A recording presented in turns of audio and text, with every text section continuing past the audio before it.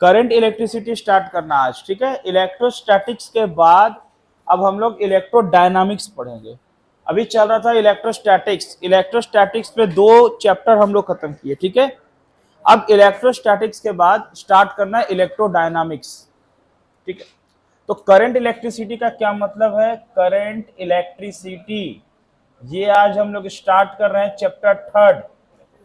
Actual में ये electrodynamics का पार्ट है, इलेक्ट्रोडायनामिक, ठीक है। डायनामिक्स का मतलब मोशन, मतलब चार्ज रेस्ट में था, charge at rest, charge at rest electrostatics, ये बात हम लोग कर चुके हैं। चार्ज एट रेस्ट इलेक्ट्रोस्टैटिक्स बात हो चुका। अब चार्ज इन मोशन, और चार्ज मोशन में होगा उसको बोलेंगे इलेक्ट्रोडायनामिक। डायनामिक्स मीन्स मोशन, ठीक है। ये बहुत ही अच्छा चैप्टर है ना। और इसके बारे में आप पहले से कुछ जानते भी हैं, 10 क्लास में आप इस चैप्टर को पढ़ चुके हैं। इस चैप्टर के बारे में आप बहुत कुछ पढ़े होंगे, रेजिस्टेंस पढ़े होंगे, ओम्स लॉ पढ़े होंगे, सीरीज पैरेलल पढ़े होंगे, बहुत सारा बात इस चैप्टर का आप जानते होंगे। हीटिंग इफेक्ट ऑफ करंट पढ़े होंगे, H equal to I square R T, है ना। कुछ सेल बैटरी के बारे में भी बात आया होगा, वही सब बात है, लेकिन काफ़ी डिटेल्स में है। 10th क्लास के सिलेबस से बहुत ज़्यादा पढ़ना है, और क्लास 10 में सिलेबस और ज़्यादा देना चाहिए, वो कम है वहाँ पर, फिर भी चलो ठीक है, बात की बात है। तो चार्जेज इन मोशन इलेक्ट्रोडायनामिक, देखो इलेक्ट्रोडायनामिक्स में हम लोग ना जो करंट इलेक्ट्रिसिटी का ये चैप्टर पढ़ रहे हैं, एक बात बता दे, करंट इलेक्ट्रिसिटी से रिलेटेड ना 2 चैप्टर पढ़ना, एक अभी और एक है चैप्टर 7 अल्टरनेटिंग करंट। देखो यहां पर मेनली हम लोग ना डीसी करंट के बारे में बात करने वाले हैं। ये जो करंट इलेक्ट्रिसिटी है, इसमें जो इलेक्ट्रिक करंट के बारे में बात होगा वो डीसी करंट के बारे में बात होगा। डीसी करंट का मतलब डायरेक्ट करंट, यानी जो बैटरी से प्रोवाइड हो रहा। अभी जैसे हमारे रूम में जो फैन चल रहा है, जो बल्ब है, ये सब एसी करंट से चल रहा है, अल्टरनेटिंग करंट से। ये अल्टरनेटिंग करंट यानी वेरिएबल करंट, ये वेरिएबल करंट हम लोग चैप्टर 7 पढ़ेंगे। अभी हम जो बात करने वाले इस चैप्टर में करंट इलेक्ट्रिसिटी का मतलब, इस चैप्टर में हम लोग यहां जो करंट इलेक्ट्रिसिटी है, इस पे हम लोग मेनली डीसी डायरेक्ट करंट के बारे में बात करने वाले हैं। हम लोग डायरेक्ट करंट के बारे में बात करने वाले हैं। डायरेक्ट करंट का मतलब है कि अभी लाइट चला जाए तो इन्वर्टर बैटरी से जो करंट मिलेगा उसके बारे में बात करने वाले हैं। इस रूम में इन्वर्टर बैटरी का कनेक्शन है, ठीक है ना, सारा इक्विपमेंट उससे कनेक्ट है, लाइट चला जाए तो डीसी करंट की बात करेंगे। तो बैटरी से जो करंट है वो इस चैप्टर में बात करेंगे, यानी कि वो इलेक्ट्रिक पोल के थ्रू जो आया लाइट, वो चैप्टर 7 है अल्टरनेटिंग करंट, ठीक है ना। ये पहले बता दे हम। तो चार्ज मोशन में होगा, चार्ज मोशन में 2 तरीके से होगा, एक में कांस्टेंट चार्ज फ्लो करेगा, फिर वेरिएबल होगा। देखो डीसी करंट क्या होता है? डीसी करंट का मतलब होता है उसका मैग्नीट्यूड जो है ना वो चेंज नहीं होगा, वो कांस्टेंट रहेगा, यानी कि वो टाइम के साथ कांस्टेंट रहता है, ये डीसी करंट होता है, ठीक है। और जो अल्टरनेटिंग करंट पढ़ेंगे बाद में, वो क्या है? वो है ना उसका मैग्नीट्यूड टाइम के साथ बदलते रहता है, वेरिएबल करंट है, प्लस माइनस वो चलते जाएगा इस तरीके से। ये एसी करंट हो गया, ये एसी एसी हो गया अल्टरनेटिंग करंट। ये अभी इसके बारे में कोई बात नहीं करना है। हाँ, कुछ प्रॉपर्टी ऐसा है जो डीसी करंट का एसी करंट का सेम है, ठीक है ना। फिर भी बहुत कुछ डिफरेंस भी है, कुछ प्रॉपर्टी सेम है, बाकी सेम नहीं है, ठीक है। सेम ये है कि सर फैन तो एसी से भी चलता है और डीसी से, बिल्कुल, बट डीसी करंट से बैटरी पूरा चार्ज होना चाहिए, है ना। तो दोनों में डिफरेंस है। तो ये जो अल्टरनेटिंग करंट का पोर्शन है, ये हमारा चैप्टर 7 है। अभी इसके बारे में हम बात नहीं करें, सबसे पहले बता दें हम डीसी करंट के बारे में बात कर रहे हैं, मतलब हम लोग बैटरी का बात करने वाले हैं, प्लस माइनस बैटरी। ये बैटरी हमारा एक सोर्स है जो पोटेंशियल प्रोवाइड करेगा, इस बैटरी से के बारे में बात करने वाले हैं, ठीक है। ये हमारा चैप्टर है। तो चलो सबसे पहले 10th क्लास में जो पढ़े हैं थोड़ा रिवाइज हम लोग कर ले। आपको बोले व्हाट इज इलेक्ट्रिक करंट, क्या बताएंगे? बताओ, इलेक्ट्रिक करंट क्या बताएंगे आप? बताइए, क्या डिफिनेशन देंगे इलेक्ट्रिक करंट का, बोलो। क्या देंगे, क्या डिफिनेशन देंगे? अरे आपको पता है, इतना जल्दी भूल कैसे गए, नहीं पढ़े हैं क्या? फ्लो, हाँ, फ्लो ऑफ चार्ज, और क्या बोलेंगे? फ्लो ऑफ चार्ज को और क्या बोल सकते हैं? Rate of flow of charge, क्या बोलेंगे? Rate of flow of charge. Electric current का बात करते तो क्या होगा? ये डिफिनेशन आप लोग 10 में पढ़े क्या? Rate of flow of charge, rate of flow of charge, rate of flow of charge, ठीक है? चार्ज के फ्लो होने का रेट मतलब टाइम के साथ जितना चार्ज हो रहा, कहां से? अगर हम बोल दे through cross sectional area, cross sectional area of conductor, किसी कंडक्टर के क्रॉस सेक्शनल एरिया से जितना चार्ज का फ्लो होगा उसको इलेक्ट्रिक करंट बोला जाएगा, ठीक है? आ रहा बात समझ में? Rate of flow of charge through cross sectional area of conductor, ये क्रॉस सेक्शनल एरिया होता कंडक्टर का, ये क्रॉस सेक्शनल एरिया होता, यानी उसका मोटाई, ये cross sectional area, pi R square वाला एरिया को क्रॉस सेक्शनल एरिया बोलते हैं। जो कंडक्टर का इस तरह से डायमीटर है, पाई आर स्क्वायर है, इसको हम लोग बोलते हैं क्रॉस सेक्शनल एरिया। आ रही बात समझ में? तो rate of flow of charge through cross sectional area of conductor, किसी कंडक्टर के क्रॉस सेक्शनल एरिया से जितना चार्ज का फ्लो होगा उसको क्या बोलेंगे हम लोग? उसको इलेक्ट्रिक करंट बोलेंगे, ठीक है? थोड़ा सा नोट करो तो, और बात करते हैं, इसमें जगह नहीं है, जल्दी से, क्योंकि ये कुछ बेसिक बात आज क्लियर ही करना है। लिखो,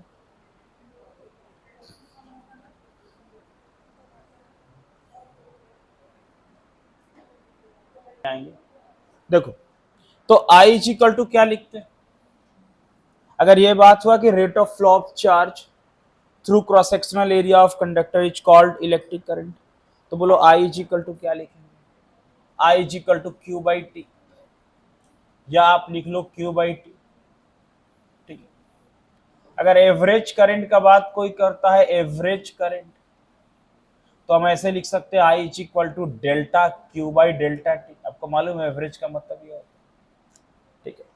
अगर इंस्टैंटेनियस करंट का बात करें तो क्या होगा? इंस्टैंटेनियस करंट, इंस्टैंटेनियस करंट, जो इंस्टैंटेनियस करंट का मतलब होता है current at any instant of time, current at any क्या? इंस्टेंट ऑफ टाइम, किसी इंस्टेंट ऑफ टाइम में जो करंट होगा उसको इंस्टैंटेनियस करंट बोलेंगे। अगर ये इंस्टैंटेनियस करंट का बात करें तो I इज इक्वल टू क्या होगा? D Q by D T, differentiation का टर्म्स में, ठीक है?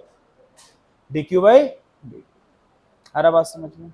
ये इंस्टैंटेनियस और एवरेज में डिफरेंस 11 क्लास में पढ़े थे। एवरेज का मतलब हुआ किसी इंटरवल में कोई टाइम इंटरवल दिया हो, मान लो 1 सेकेंड से 4 सेकेंड 5 सेकेंड के बीच का बात हो, और इंस्टैंटेनियस का मतलब होता है ना किसी खास पॉइंट पर करंट। जैसे मान लो इसका यूज हम लोग कब करते हैं? इसका यूज हम लोग तभी करते हैं जब डिफरेंशिएशन के टर्म में कोई बात हो। जैसे मान लो आपको कोई ऐसे बोल दिया, क्या बोला?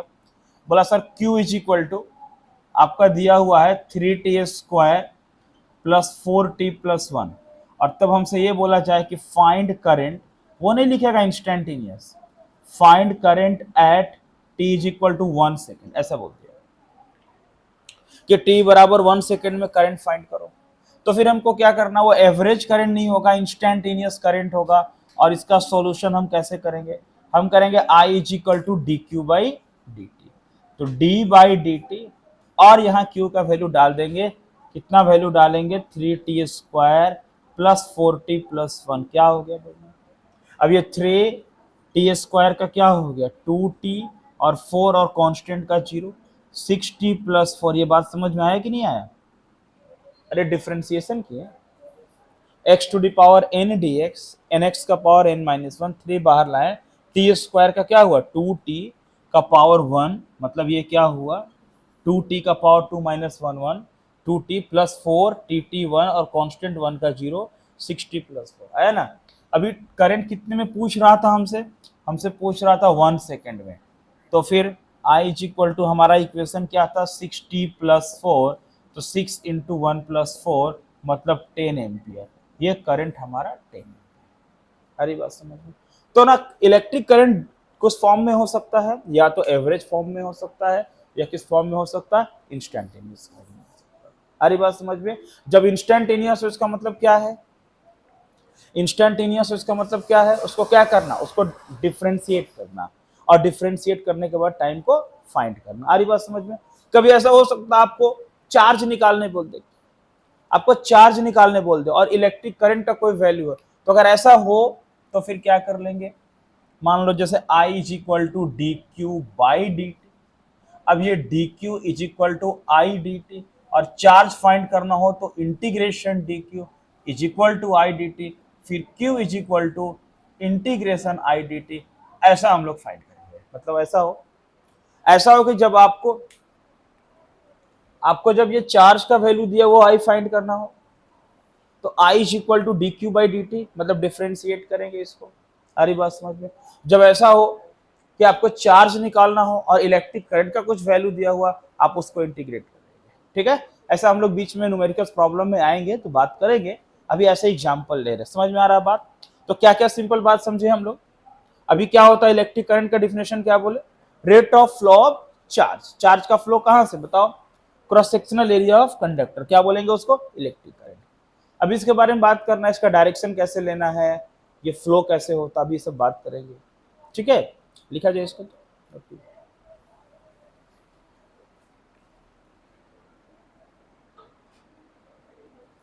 समझ कह रहा, तो d y d x, x to the power n, n x का पावर एन माइनस वन, ये सिंपल डिफरेंशिएशन है। नहीं, जो बायो है उनका प्रॉब्लम थोड़ा होता है मैथ में, लेकिन ये बहुत सिंपल वाला डिफरेंशिएशन है जो यहाँ यूज हो रहा। ठीक है, जैसे मान लो बोलते D by D T, T का पावर टू टी का power two minus one, two T का power one, that means two T.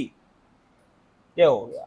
अच्छा, अगर ऐसा कोई होता डी बाई डी एक्स, कोई कांस्टेंट का डिफरेंशिएशन जीरो, जैसे मान लो कोई बोले D by D T one, constant है जीरो, इसलिए वन का डायरेक्ट जीरो हो गया। ठीक है, और यहां पर ये क्या था, 4t, D by D T 4t, 4 को बाहर निकाल लिए, D t by D T one, इसलिए 4 इंटू वन, ये हो गया 4। तो ऐसा सिंपल डिफरेंशिएशन है, कुछ खास नहीं है इसमें। ठीक है, तो कभी कभी आपको ऐसा इक्वेशन दे दे तो आप सिंपल डिफरेंशिएट करके इक्वेशन लाना आई के फॉर्म में, और फिर वहां पर जितना टाइम में पूछे उस करंट का वैल्यू को टाइम रख देना, इलेक्ट्रिक करंट निकल जाएगा। ठीक है, कोई प्रॉब्लम है इसमें। अभी स्टार्ट किए चैप्टर तो क्या बताए हम कि ये हम लोग ना डीसी करंट, डायरेक्ट करंट के बारे में बात कर रहे हैं। अच्छा, क्या डिफिनेशन हुआ, rate of flow of charge. तो कौन सा चार्ज, तो कौन सा चार्ज का फ्लो, पॉजिटिव चार्ज या निगेटिव चार्ज का फ्लो, ऐसा हो सकता है ना, बात हो ना, rate of flow of charge. फिर सर इलेक्ट्रिक करंट का डायरेक्शन क्या होगा। ठीक है, अब देखो आपसे ये बोला जाए कि बताओ मटेरियल्स में करंट का कैरियर कौन कौन है। करंट कैरियर, कैरियर मतलब कौन कैरी करेगा, मतलब किसके कारण करंट फ्लो होता। आप बताओ, current carrier in conductor, conductor में करंट का फ्लो किसके कारण होगा अगर पूछा जाए, क्या बोल रहे हैं, करंट कैरियर, कोई बता सकते कंडक्टर में करंट कैरियर कौन है, कौन है जी, क्या, इलेक्ट्रॉन नहीं, फ्री इलेक्ट्रॉन। आप सिंपल इलेक्ट्रॉन मत बोलो, फ्री इलेक्ट्रॉन बोलो। क्या बोलो, क्योंकि इलेक्ट्रॉन तो इंसुलेटर में भी होता। ठीक है, समझिएगा क्या बात आपको हम बता रहे हैं, देखना को बोल दे हम current carrier in substance. Substance में करंट का कैरियर कैसे कैसे होगा, देखो अभी बात करें सॉलिड, सॉलिड में, सॉलिड को अगर हम टू पार्ट्स में डिवाइड करें, एक हम बोले मेटल्स, जो जनरली जिसको हम लोग कंडक्टर बोलते हैं, और एक है non metals,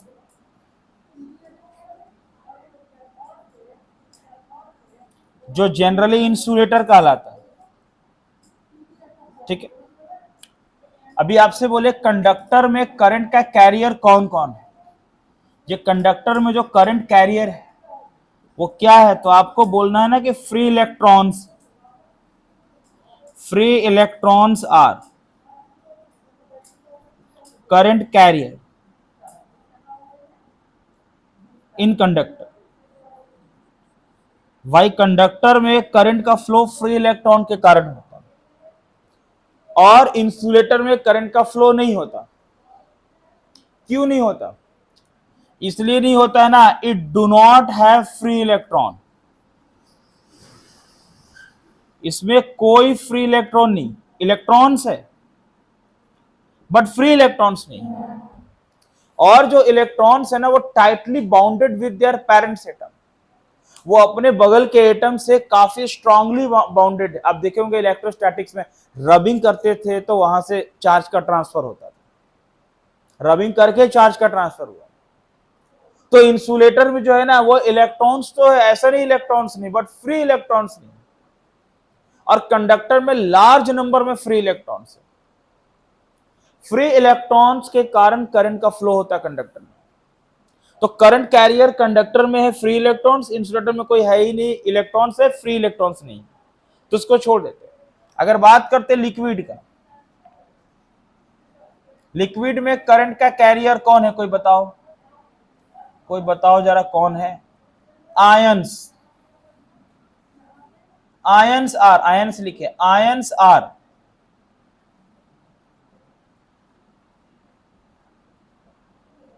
current carrier in liquid.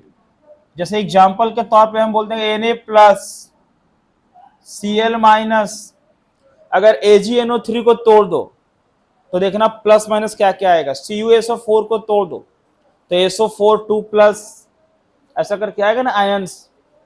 तो एटसेट्रा जितना आयंस है यानी इलेक्ट्रोलाइसिस प्रोसेस, तो लिक्विड में करंट का फ्लो किसके कारण होगा? आयंस के कारण होगा। ठीक है, अगर किसी लिक्विड में आयन का फॉर्मेशन नहीं होता तो करंट का फ्लो नहीं होगा। फिर देखिए, आपको बता दें गैस क्या होता, कंडक्टर है या इंसुलेटर है? बताइए। Gases are generally insulator, gases are generally insulator, ध्यान देना, गैसेस आर जनरली इंसुलेटर। जो गैस होता है ना वो जनरली इंसुलेटर होता, बट अब देखो क्या करते हैं, at low pressure and high potential difference, high potential difference it behave as a conductor। देखो, अगर हाई पोटेंशियल डिफरेंस का बात करेंगे तो उसके अगल बगल का एयर जो है ना आयन में बदल जाएगा। मतलब मान लो कोई ये वायर है 11,000 वोल्ट का तार, 11,000 वोल्ट इसका वोल्टेज करंट फ्लो कर रहा है इसमें, इसके अराउंड में हाई पोटेंशियल डिफरेंस डेवलप हो रहा है, वहां तो मैग्नेटिक फील्ड प्रोड्यूस होगा, बट बता दें अगर हाई पोटेंशियल डिफरेंस के कारण अपने बगल के एयर को आयन में बदल देता, जब आयन का फॉर्मेशन होगा तो गैस कंडक्टर का जैसा काम करेगा। ऐसे जनरली गैसेस क्या है, तो गैसेस आर इंसुलेटर, बट एक खास कंडीशन है कि लो प्रेशर और हाई पोटेंशियल डिफरेंस में ये कैसा बिहेव करेगा, ये कंडक्टर का जैसा बिहेव करेगा। आ रहा बात समझ में? फिर देखो, अब बात आ गया ना कि सर हम लोग को क्या पढ़ना, हम लोग को बात करना जरा कंडक्टर के बारे में। अभी कंडक्टर के बारे में आप समझ गए कि कंडक्टर में करंट का कैरियर किसके कारण होगा? फ्री इलेक्ट्रॉन के कारण होगा। ठीक है, अब देखो क्या होता, मान लो ये कंडक्टर है, ठीक है, इलेक्ट्रिक करंट का डायरेक्शन क्या लेंगे हम, क्या डायरेक्शन लेंगे? ठीक है, इस कॉलम को बनाइए, तो थोड़ा जगह चाहिए इसके लिए, बनाइए कॉलम बनाइए।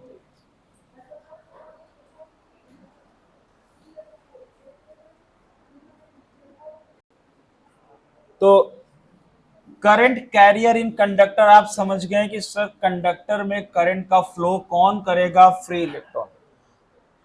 अब देखिए मान लीजिए ये कंडक्टर है, ध्यान दीजिएगा, हम लोग डायरेक्शन ऑफ करंट के बारे में थोड़ा बात कर रहे हैं।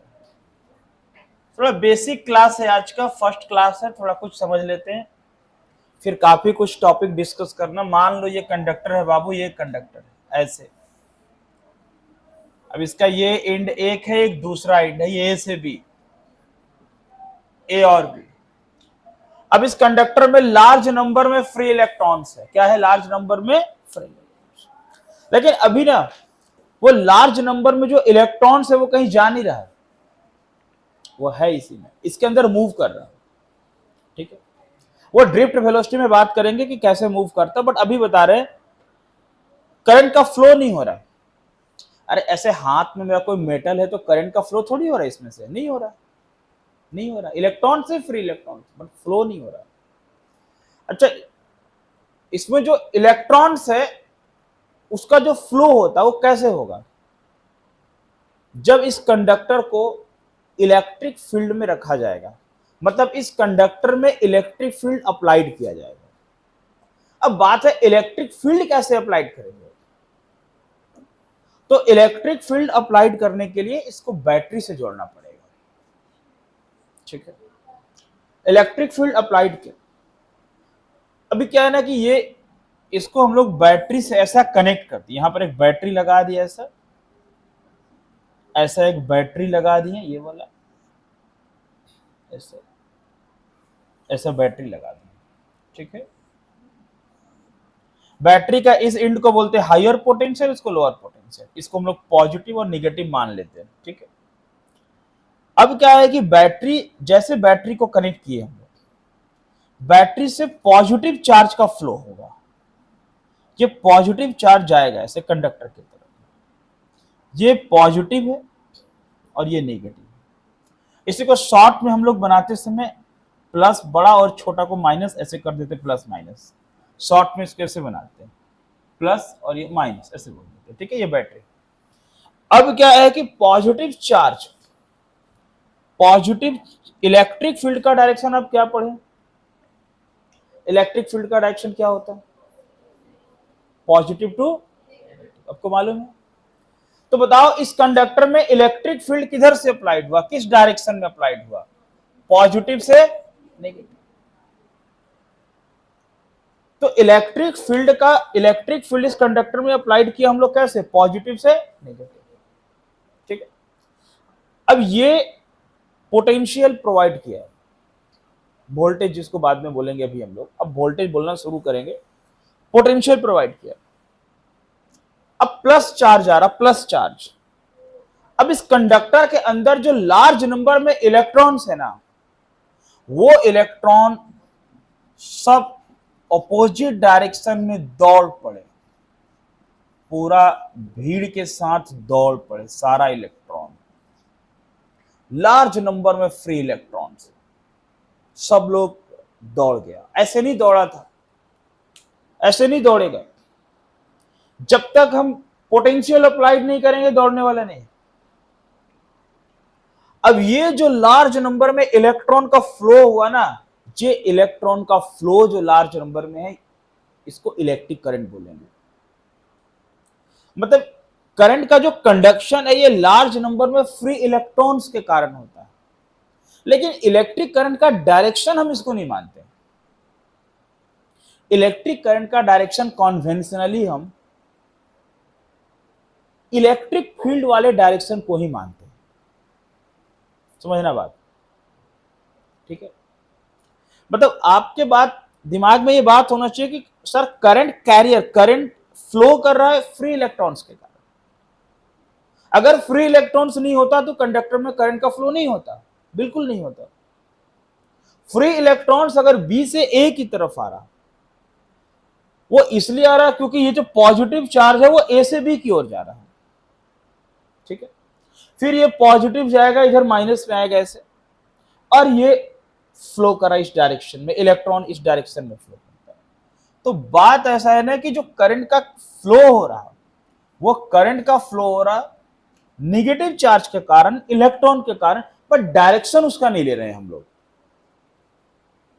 हम बैटरी वाले जो पॉजिटिव चार्ज का फ्लो का डायरेक्शन है, यानी जो इलेक्ट्रिक फील्ड का डायरेक्शन है, उसी को इलेक्ट्रिक करंट का डायरेक्शन हम मानते हैं शुरू से, और कॉन्वेंशनली उसी को मानते हैं, और अब हम बदल नहीं सकते।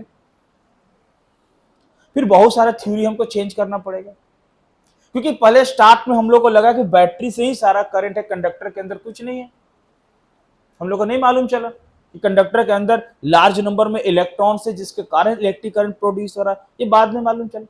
हम लोग सोचे जो बैटरी बनाए हैं, इसी बैटरी के कारण सारा कुछ हो तो रहा बैटरी का पॉजिटिव चार्ज कारण, लेकिन इलेक्ट्रिक करंट, इलेक्ट्रॉन का जो फ्लो है, हरी बात समझ, यानी माइक्रोस्कोपिक थ्योरी जब पता किया, माइक्रोस्कोपिक इलेक्ट्रॉन के बारे में जब बहुत कुछ डिटेल्स में पता चला, तब मालूम चला इलेक्ट्रिक करंट का फ्लो इस फ्री इलेक्ट्रॉन्स के कारण होता है। लेकिन तब तक बात बहुत आगे निकल चुका था और बहुत सारे थ्योरी हम लोग डेवलप कर चुके थे, इसलिए फिर बैक आना मुश्किल था, इसलिए हम लोग बैक नहीं आए। ठीक है, फिर हम लोग ये मान लिए कि भाई जो करंट फ्लो है वो फ्री इलेक्ट्रॉन्स की वजह से है, बट जो डायरेक्शन हम लेने वाले वो कौन सा लेने वाले हैं? Direction of flow of positive charge, direction of flow of positive charge. यानी कि आपको कोई बोले इलेक्ट्रिक करंट का डायरेक्शन क्या है, आप बोलना पॉजिटिव चार्ज का जो डायरेक्शन है वो इलेक्ट्रिक करंट के फ्लो का डायरेक्शन, या फिर जो एक्सटर्नल इलेक्ट्रिक फील्ड का डायरेक्शन है। किसका डायरेक्शन? एक्सटर्नल इलेक्ट्रिक फील्ड का जो डायरेक्शन है वो क्या है? इलेक्ट्रिक करंट का डायरेक्शन। मतलब डायरेक्शन ऑफ फ्लो ऑफ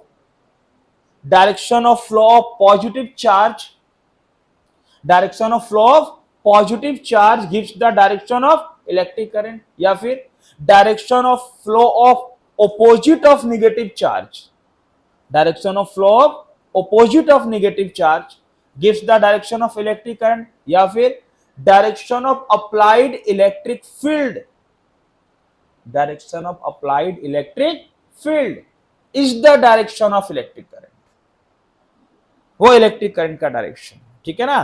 तो आपको ये चैप्टर में कन्वेंशनली ये बात आपको समझ में आनी चाहिए कि हमसे कोई पूछ दिया कि करंट का फ्लो किसके कारण होता है कंडक्टर में, आंसर देना फ्री इलेक्ट्रॉन की वजह से होता है, बट डायरेक्शन कौन सा लेना है?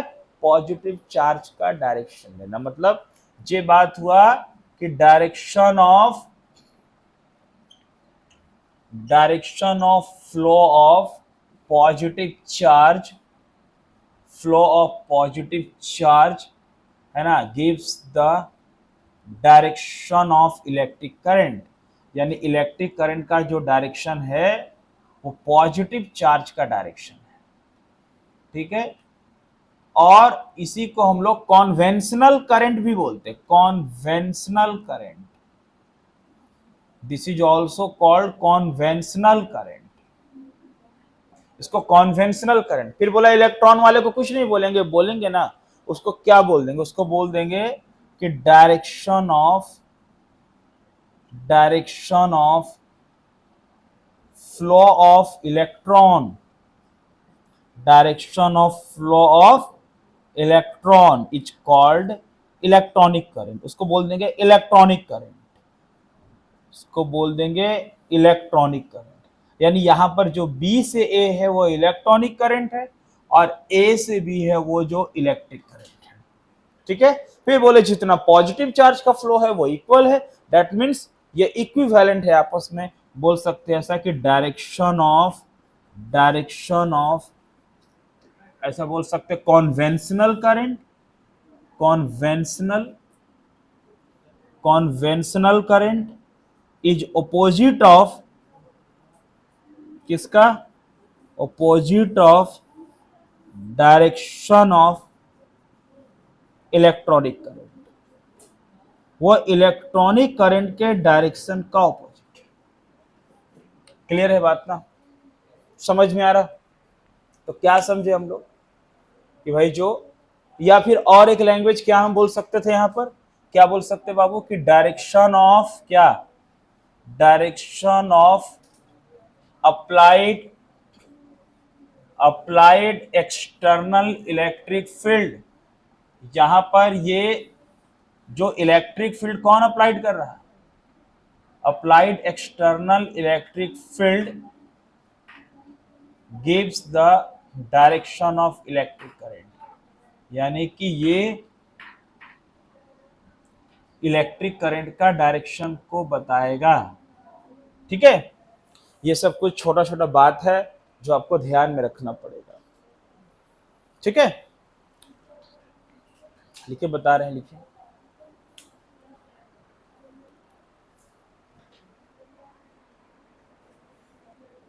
देखो जी, आगे देखते हैं। अच्छा, करंट का एसआई यूनिट हम लोग नहीं पता किए तो कर लीजिए, क्या दिक्कत है। एसआई यूनिट मालूम है, 10th क्लास से पढ़े हैं, बचपन से पढ़ रहे हैं। SI unit of electric current is, क्या होगा ये बताइए। इलेक्ट्रिक करंट का एसआई यूनिट एम्पियर के नाम पर, एम्पियर। ठीक है, ये एम्पियर क्या है, तो जितना कंडक्टर में इलेक्ट्रॉन जो है ना, कंडक्टर में इलेक्ट्रॉन जितना भीड़ में आ रहा है ना, जितना इलेक्ट्रॉन भीड़ में दौड़ रहा, वो एम्पियर है। सारी बात समझ में, ठीक है ना। और कंडक्टर पे जितना प्रेशर से इलेक्ट्रॉन आ रहा, वो उसका वोल्टेज है। ठीक है ना।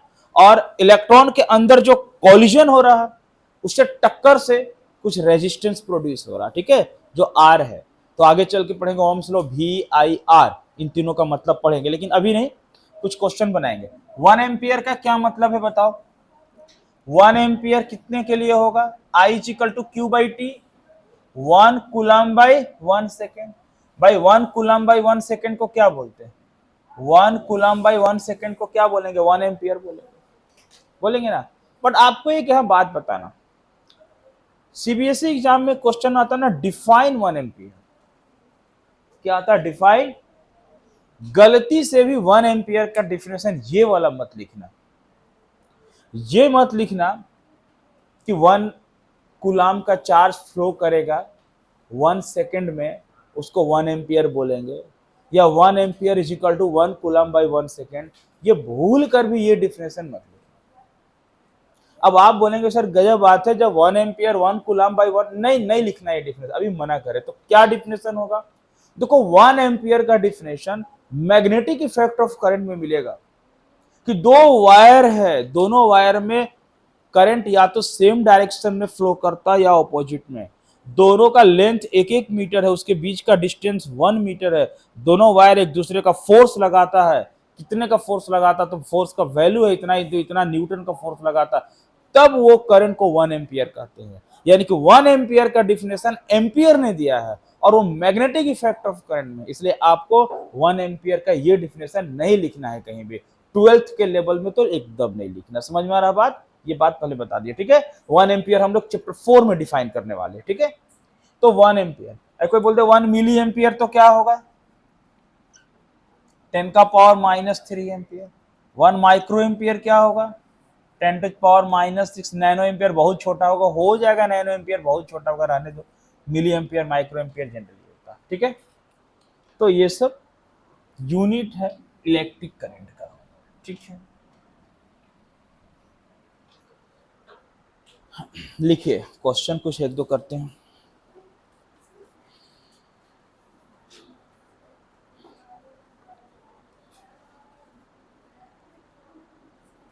लिखिए,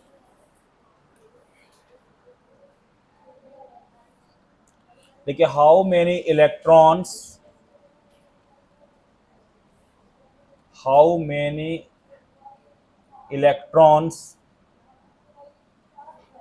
passes how many electrons passes through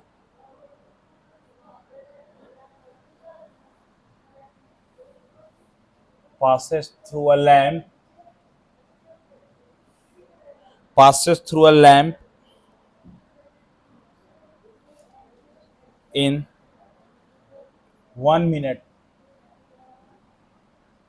if current is 300 milli ampere. ठीक है, लिखिए देखिए तो क्या होगा।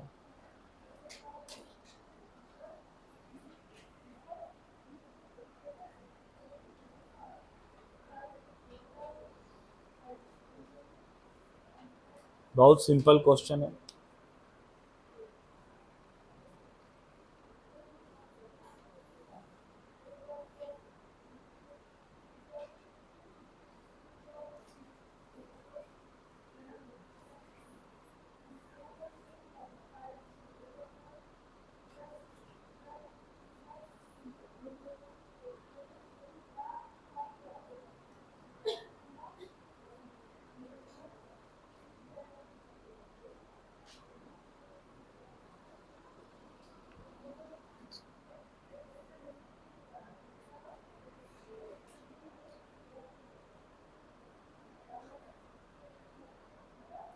कितना आया बताइए,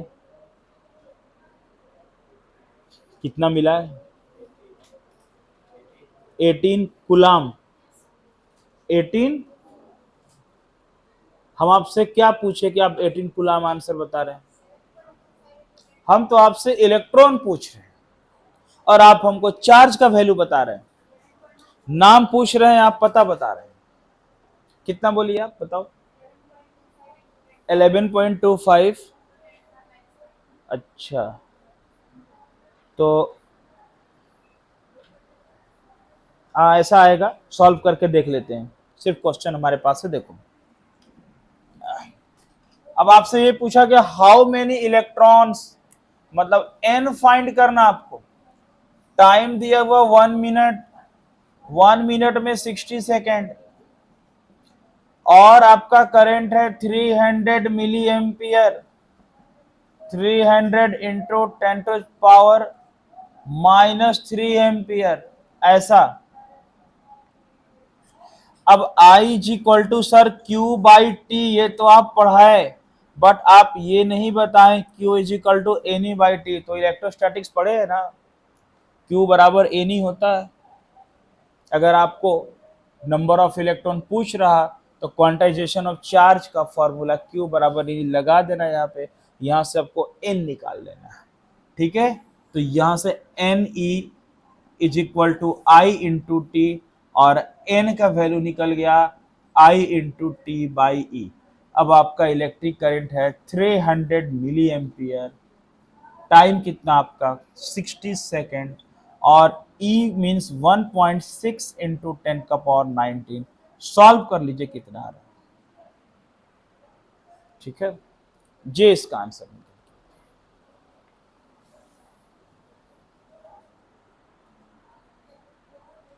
क्योंकि आपको नंबर ऑफ इलेक्ट्रॉन्स बोला गया था।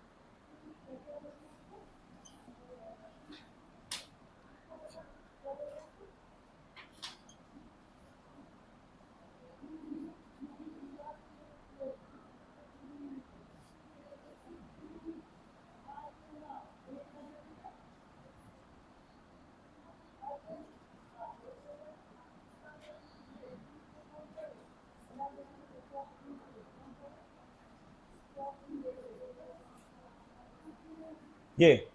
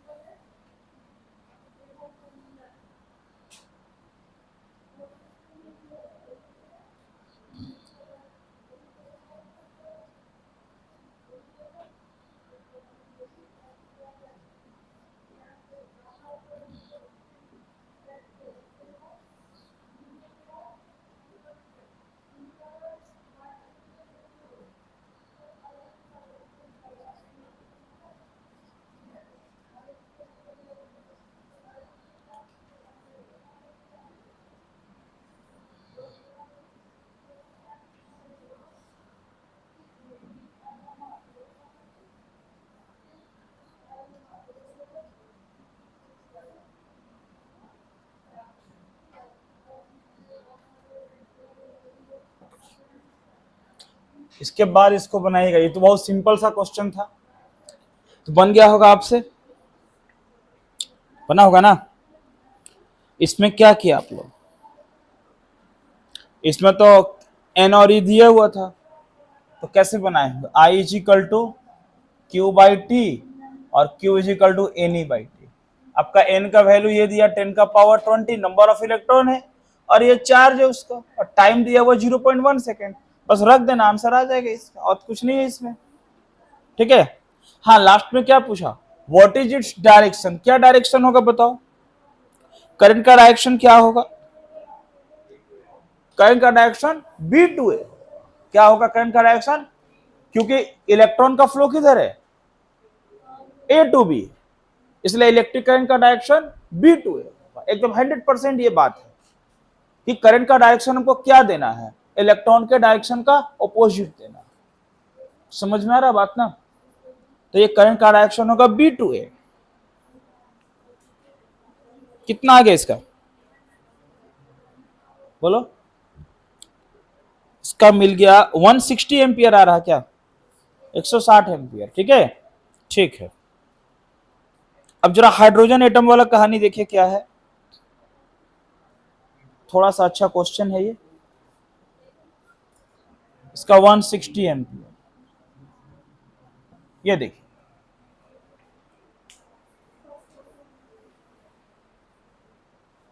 बन गया क्या, ये बनाओ, इसको बनाने दिए क्वेश्चन। क्वेश्चन है, hydrogen atom and electron moves in an orbit of radius 5 into 10⁻⁻11 metre radius है उसका, with a speed of 2.2 into 10⁻6 metre per second. Find equivalent current. अरे इक्विवेलेंट करंट मीन्स वो इलेक्ट्रिक करंट पूछ रहा है, ठीक है ना, या आप इलेक्ट्रॉनिक करंट समझ लो, ठीक है, ऐसे ही।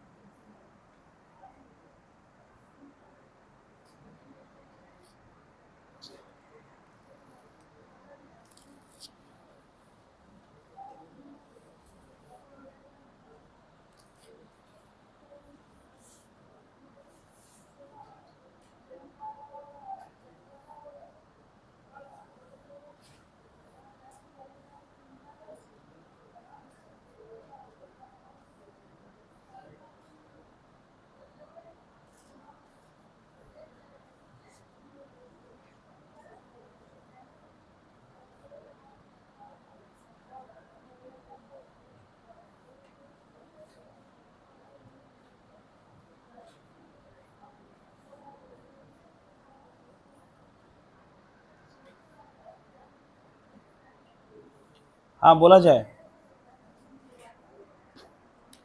देखिए, बताते हैं, टाइम नहीं लॉस करना। देखो क्या क्वेश्चन में क्या पूछ रहा, थोड़ा ध्यान देते हैं क्या पूछा जा रहा हमसे।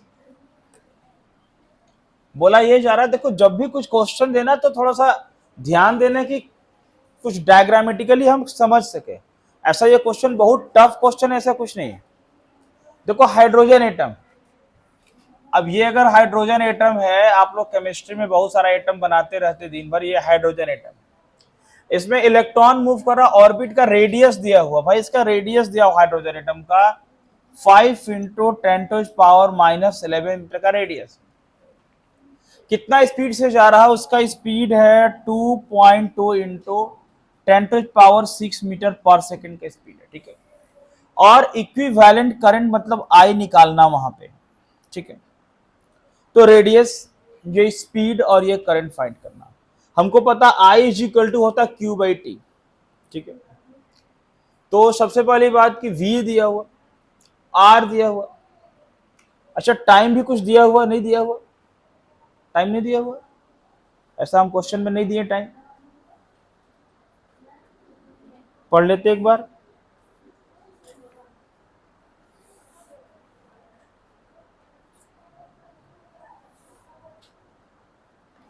नहीं दिया हुआ टाइम, बिल्कुल नहीं दिया हुआ, तो टाइम निकालना पड़ेगा।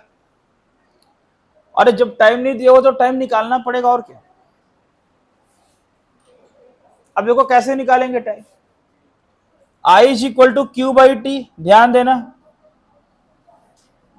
अब Q is equal to N ही हो सकता है, हाइड्रोजन एटम के लिए नंबर ऑफ इलेक्ट्रॉन 1 ले लेते हैं, E का वैल्यू मालूम है, अगर टाइम मिल जाए तो इलेक्ट्रिक करंट फाइंड कर लेंगे।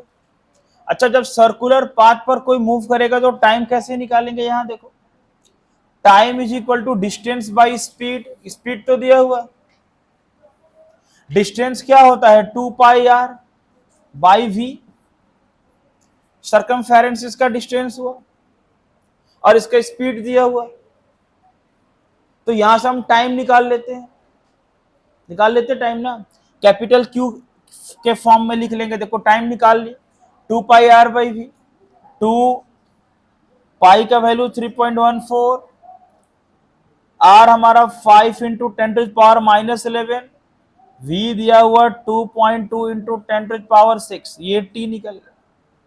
अब यहां से हमारा टाइम फाइंड होगा, फिर हम करेंगे I is equal to Q by T लिख देंगे कैपिटल में, कोई प्रॉब्लम नहीं, N E by T, N 1 है, ई का वैल्यू 1.6 इंटू 10⁻19 बाई टी, या तो टी निकाल के यहां रख दो, या ये टी वाला पूरा वैल्यू यहां रख दो और ऊपर लेके एक ही बार कैलकुलेट करके आई निकालो, कोई प्रॉब्लम नहीं इससे, ठीक है। ऐसे यहां मिल जाएगा इलेक्ट्रिक करंट।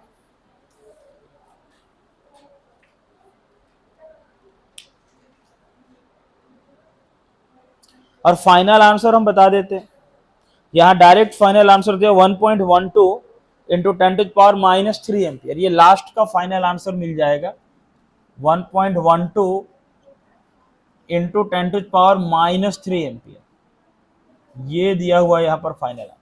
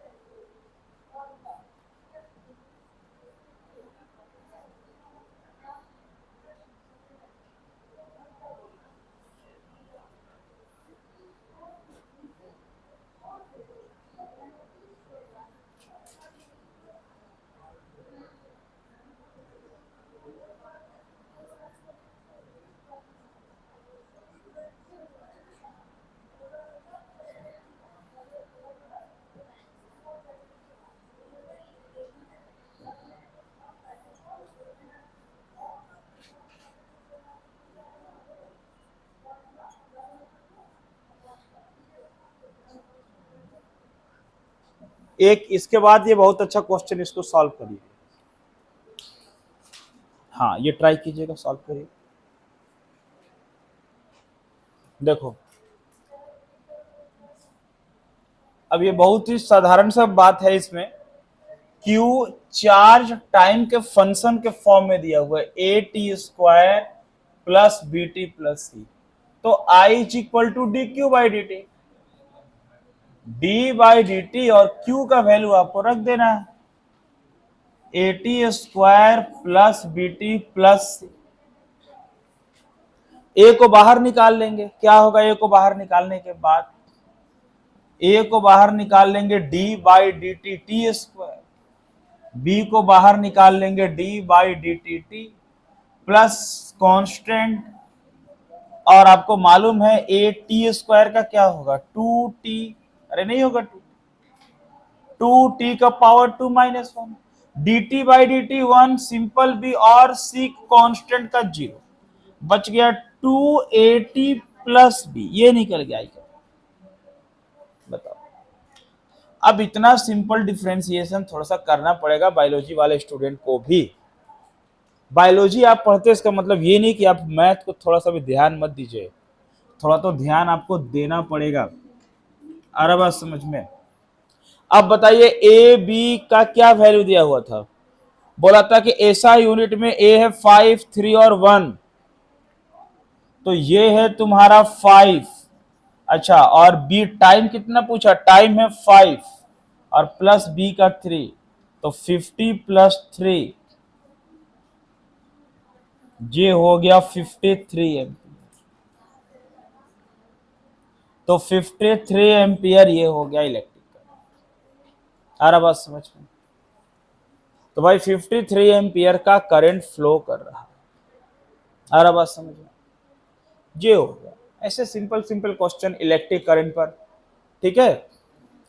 ऐसा कुछ क्वेश्चन एमसीक्यू में सीबीएसई पूछ सकता है, और ज्यादा कुछ नहीं, बट फर्स्ट क्लास में तो बताना ही पड़ेगा। चलिए एक और याद आ रहा, लिख देते, एक और लास्ट बना लेते, फिर हम लोग का क्लास, अगले क्लास जो होगा ना वो ड्रिफ्ट वेलोसिटी का होगा, बहुत इंपॉर्टेंट होगा ड्रिफ्ट वेलोसिटी का।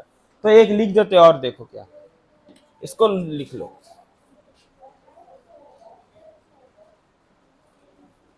इन NaCl solution,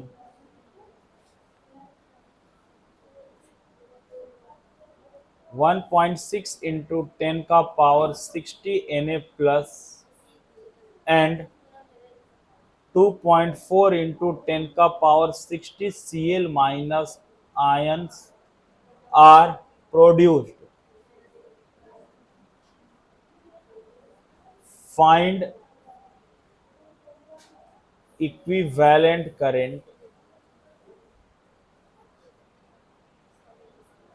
eight t is equal to 2 second. ये ऐसे दे दिया क्वेश्चन। अब क्या बोल रहा वो Na प्लस और Cl माइनस आयंस प्रोड्यूस हो रहा है NaCl सॉल्यूशन में, तो होने दीजिए। हमको पता है ना कि करंट कैरियर जो लिक्विड्स में करंट का फ्लो किसके कारण होता है? आयंस के कारण होता है। तो लिक्विड में करंट का फ्लो आयंस के कारण होगा, ये बात हमको पहले से मालूम है। तो आयंस यहाँ कौन कौन है? Na प्लस और Cl माइनस, टाइम दिया हुआ, ठीक है, जिसमें कुछ ज्यादा कुछ दिमाग नहीं लगाना है। ये सिंपल क्या करना, देखो I इज इक्वल टू होता Q बाई टी और Q इज इक्वल टू होता Ne बाई टी। अच्छा बताओ, आयंस का मतलब क्या है? आयन एक तरीके का इलेक्ट्रॉन ही तो होता है ना, आपको पता है ना। Na प्लस है मतलब एक इलेक्ट्रॉन चला गया, Cl माइनस है मतलब एक इलेक्ट्रॉन चला आया। तो एक्चुअल में है क्या वो Na आयंस जो है वो नंबर ऑफ इलेक्ट्रॉन्स ही बता रहा है। तो क्लियर बात है, जहां n है ना n, उस n के प्लेस में आपको क्या लिखना है? 1.6 इंटू 10 का पावर 16 प्लस 2.4 इंटू 10 का पावर 16, और E का चार्ज फिर लिख देना साथ में, दिख रहा है ना, E का चार्ज मल्टीप्लाई n का प्लेस में, मतलब आप ऐसे समझो, n का प्लेस में आपको आयंस को जोड़ देना, किसको? Na plus plus Cl minus, इन दोनों आयंस को n सम कर दो, दोनों आयन को सम करेंगे, n का प्लेस में वैल्यू चलाएगा। फिर आपको I is equal to Q by t, तो Q के प्लेस में Ne बाई टी, अब आप n के प्लेस में सम करके दोनों वैल्यू को लिख देना। ई इलेक्ट्रॉन का चार्ज पता 1.6 इंटू 10⁻⁻19 और टाइम आपका दिया हुआ 2 सेकेंड, सॉल्व कर लेना, यहां से आई मिल जाएगा, आई मिल जाएगा।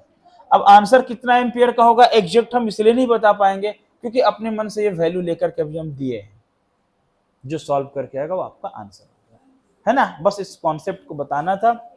तो इलेक्ट्रिक करंट का ये फर्स्ट क्लास था हमारा। आप इसको इतना घर में आराम से पढ़ना क्योंकि बहुत ही इंपॉर्टेंट टर्म आगे होने वाला है, drift velocity, mobility, Ohm's law, है ना, रेजिस्टेंस, ये सब का बात हम लोग करने वाले हैं, ठीक है। और थोड़ा इलेक्ट्रिक करंट में जल्दी आगे बढ़ेंगे हम लोग, है ना।